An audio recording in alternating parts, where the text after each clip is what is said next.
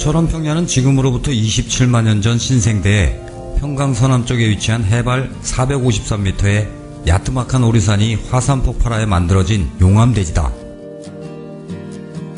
철원평야는 전체 넓이가 약 3만 5천 헥타르로 DMZ 인근 전방의 재송평과 동성읍 일대 대하잔평으로 크게 두 군데로 구분된다.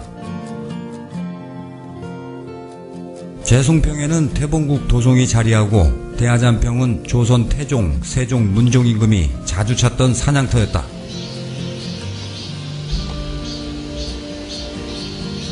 강원도 제1의 곡창지대인 철원평야에서는 비옥한 토질과 일교차가 큰 기후와 DMZ의 청정수가 어우러져 전국에서 가장 밥맛 좋은 쌀이 생산되고 있다. 철원군이 전국적인 농산물 생산지로 주목받기 시작한 것은 일제강점기인 1920년대 전후의 일이다.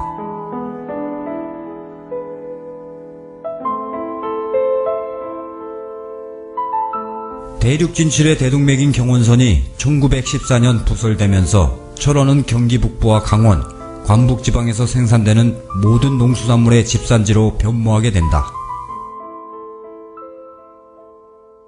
그 후 10여 년 뒤인 1923년에는 철원 북방에 복례호 저수지가 축조되고 다음해 1924년에는 경상도를 비롯한 전국의 농민들이 철원으로 대거 이주하면서 대규모 개간 사업이 진행되었다. 경원선 부설과 복례호 저수지를 축조하는 등 철원평야 개간을 위해서 전국 각지와 중국, 러시아 등지에서 몰려든 사람들로 철원군 인구는 당시에 8만 명을 상회했다고 한다. 일제강점기의 철원쌀은 품질을 인정받아 국내에서는 물론 일본에서도 인기가 좋아 경원선과 원산항을 통해 일본으로 반출되었다고 한다. 이제 그 복례호 개발이 1919년대 그때서부터 이제 시작이 돼가지고 1924년인가 이렇게 완결이 되면서 같이 농경지가 조성이 됐거든. 농경지가 조성이 되면서 그 경상도, 전라도, 평안도 이쪽에서 이제 그 이민들, 농사 이민들을 모아다가 이제 시작이 됐는데 그러면서 중앙수리조합이 설립이 됐어요. 철원의 경지 면적이 10,000헥타르 정도였었고 전국에서 익산인가 거기 거를 빼놓고는 우리가 두 번째로 큰 그 중앙수리조합이었었고 우리가 역사상으로 우리가 저기 국리에 있잖아. 국리에 그 도성을 만들고 그 다음에 복례호를 하면서 전국 단위 그때는 이건 전국에서 이주를 시켰거든. 그러니까 그거를 농사를 질 사람이 없었다는 얘기야. 우리 인구 가지고는. 저 북면에는 폐안도촌이 있었다고. 폐안도촌이. 그러니까 경상도촌, 전라도촌, 폐안도촌, 한경도. 그러니까 얼마나 큰 대역사였었나 하는 거는 뭐 얘기할 것도 없지. 근데 우리가 그런 사실상으로 그런 자존심이 있는 그런 지금 이렇고 그러지만은 사실 자존심이 있어야 되고.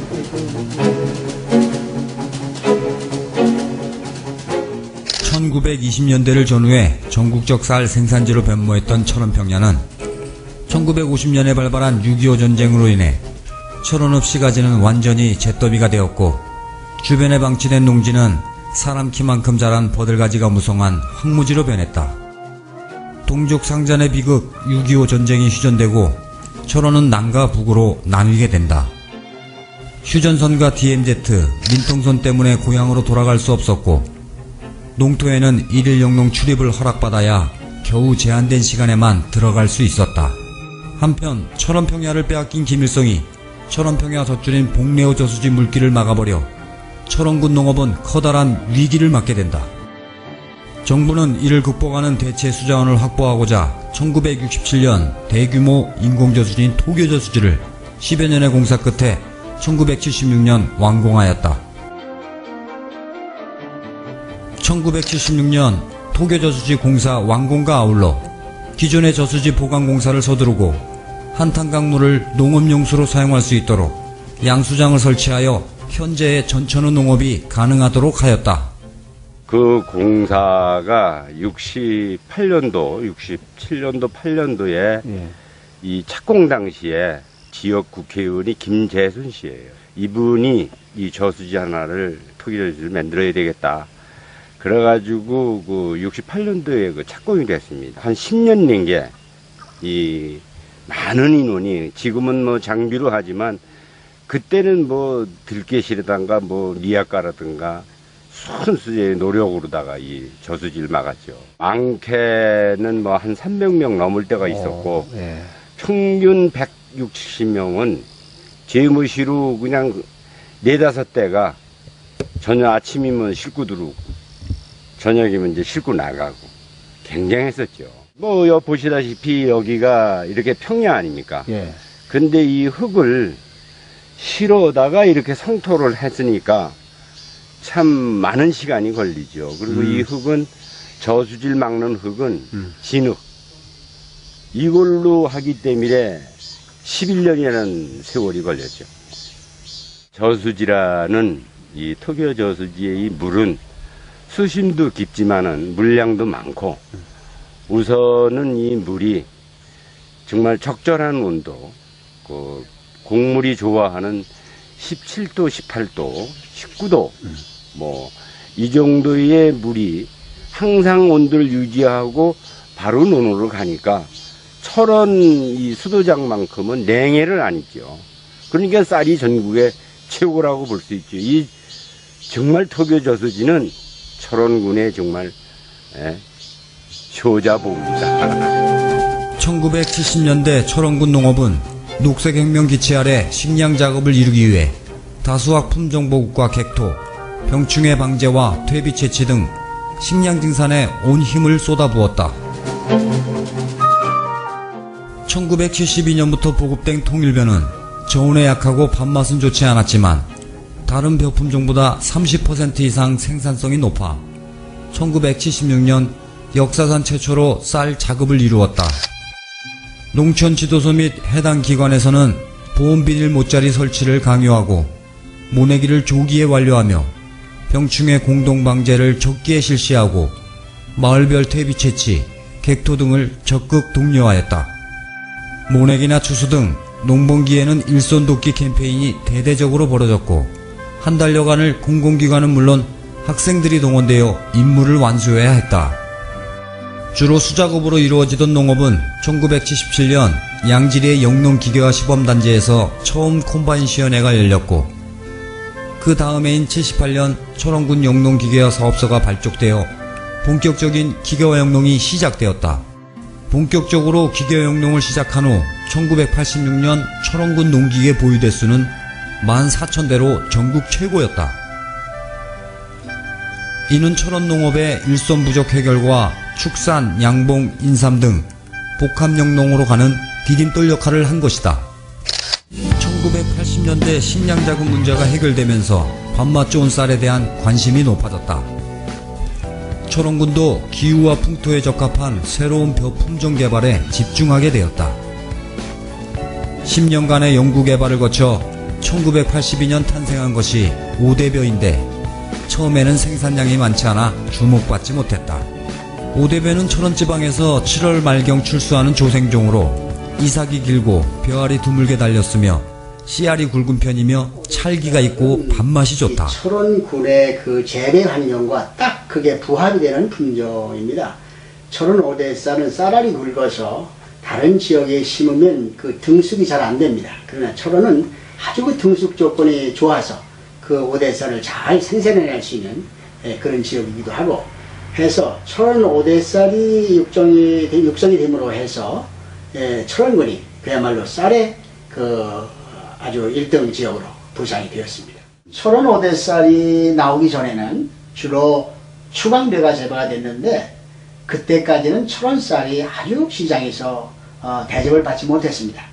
그러나 5대쌀이 개발됨으로 해서 비로소 그 철원쌀이 유명해졌는데 철원 5대쌀이 나옴으로 해서 우리나라 그 소비자들이 추석 무렵에 좋은 햇살을 먹을 수 있는 그런 혜택을 주게 되었습니다.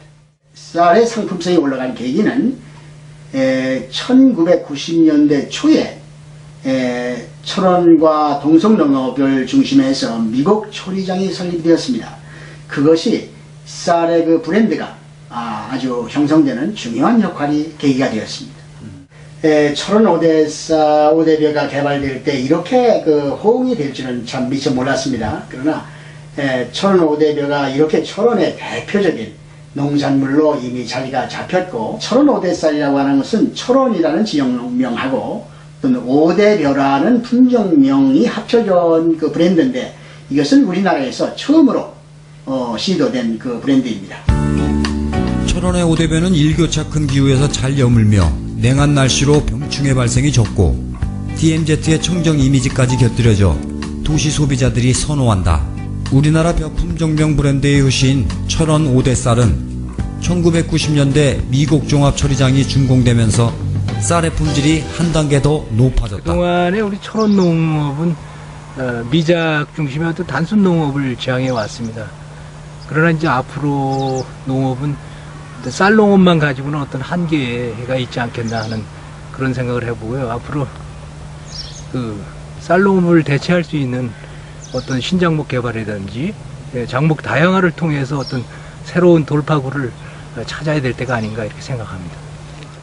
저희들이 지금 한 그 시설 하우스 면적이 한 250헥타 정도 늘어나서 이제 기막권역의 어떤 새로운 그 소득 작목으로 부상을 하고 있습니다. 그러니까 앞으로 우리가 생각하기에는 한 350헥타까지 늘려서 어떤 시장의 어떤 교섭력도 확대하고 또 여름철에 어떤 그 우리 지역이 어떤 주산지로서의 어떤 역할을 해나갈 수 있도록 그렇게 지금 추진해 나갈 그런 계획을 갖고 있습니다.